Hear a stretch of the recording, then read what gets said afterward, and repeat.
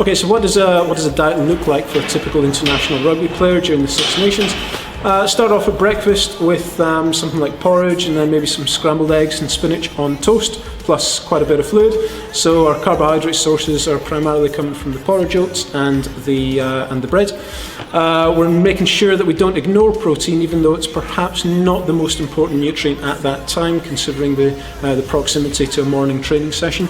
And we never miss an opportunity to take on some good quality veggies whenever we can. So spinach at breakfast. If the players don't like that as cooked veggies, then we have a lot of guys who enjoy a green smoothie. So maybe making up a smoothie with a couple of bits of fruit, some milk, and some spinach or kale in there. Mid-morning after the first training session, they'll have a recovery snack. That could be a protein recovery smoothie, or it could just be an oat and raisin flapjack or something, and then straight into the second session of the morning.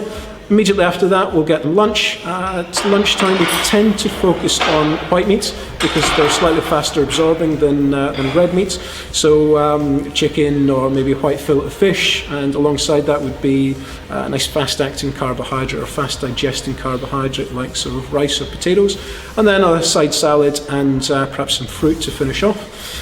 Mid-afternoon, after the afternoon training session, we'll give them a bit more of a meal there. So it could be a burrito with beef and rice and salsa and some spinach in there. Maybe a bit of soup along with that, just to get another portion of vegetables, and then we'll rehydrate them with quite a lot of water. Evening meal would look more like red meats with vegetables and maybe a side of potatoes or maybe some root veggies in there as well. Plenty of fluids again to wash it all down, and then finally they'd have a snack before they go to bed. Typical snack would be yogurt or milk with fruit and berries. So we're looking at maybe 6 formal feeds throughout the day, each spaced about 2 to 3 hours apart, and that's important to maintain sufficient fuel reserves for training, but also to help recover the player between each training session.